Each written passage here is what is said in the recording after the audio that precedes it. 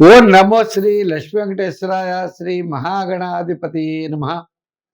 జ్ఞానానందమయం దేవం నిర్మల స్ఫటికాకృతిం ఆధారం సర్వ విద్యానాం హయగ్రీవముపాస్మహే.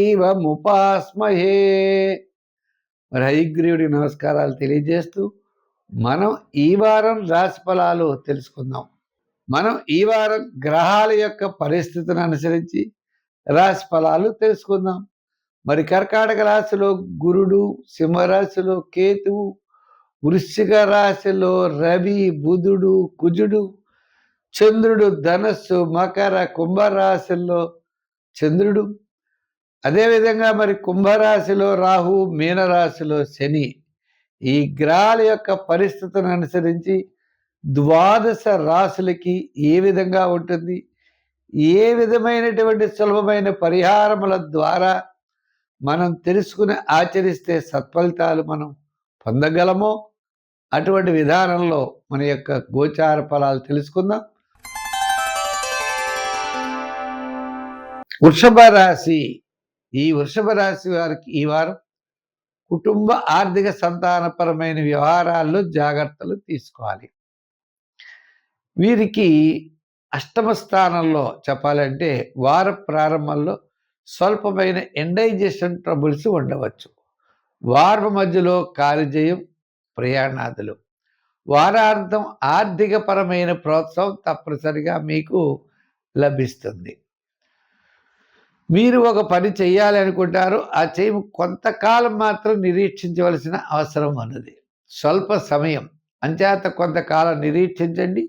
ఆ ముఖ్యమైన వ్యవహారాన్ని తర్వాత మీరు పూర్తి చేయగలుగుతారు. ఆర్థికపరమైనటువంటి విషయాల్లో మెల్లిమెల్లిగా క్రమేపీ అనుకూలమైన వాతావరణం ఉంటుంది. ఉద్యోగస్తులకి శ్రమ ఉన్నప్పటికీ ఈ వారం విజయం సాధించే అవకాశాలు ఉన్నాయి.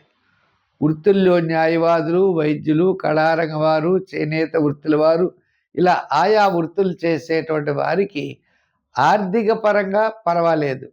స్వల్పమైనటువంటి ప్రభుత్వ అనుమతులు, దూరం నుండి రావాల్సినటువంటి ముఖ్యమైన వ్యవహారాలు అవ్వచ్చు, వార్తలు అవ్వచ్చు, ఆర్థిక సర్దుబాట్లు అవ్వచ్చు, అవి వారాంతంలో కలిసి వచ్చే అవకాశాలు ఉన్నాయి.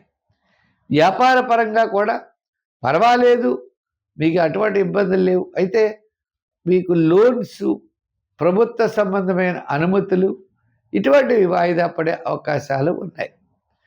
మీరు ఏదైనా పెద్ద పెద్ద పెట్టుబడులు పెట్టాలన్నా, కంపెనీస్ స్టార్ట్ చేయాలన్నా, లేదా కంపెనీస్లో షేర్స్ కొనుక్కోవాలన్నా ఇప్పుడు సమయం అయితే మీకు అనుకూలంగా ఉన్నది. అంటే రియల్ ఎస్టేట్ వారికి, షేర్స్ వారికి, ఐటీ రంగం వారికి కొంతవరకు అనుకూలంగా ఉన్నది. అందుచేత వ్యాపారాత్మకంగా కొంత జాగ్రత్తలు తీసుకున్నప్పటికీ కూడా మంచి ఫలితాలు మీకు ఉంటాయి. విద్యార్థులకి మంచి అవకాశాలు ఉంటాయి. మహిళలకు కూడా చాలా ప్రోత్సాహకరంగా ఉంటుంది. సంఖ్యల్లో 6, రంగుల్లో తెలుపు. ఆరాధనలో చెప్పాలి అంటే సుబ్రహ్మణ్య స్వామి వారి ఆరాధనతో పాటు అమ్మవారి యొక్క ఆరాధన చేయండి. శుక్రవారం నాడు అమ్మవారి కుంకుమ పూజ చేయించి అమ్మవారికి ఎర్రని జాకెట్ గుడ్డ ఇవ్వండి. అలాగే అమ్మవారి యొక్క మంత్రం చదవండి. తప్పకుండా సత్ఫలితాలు మీరు పొందగలుగుతారు.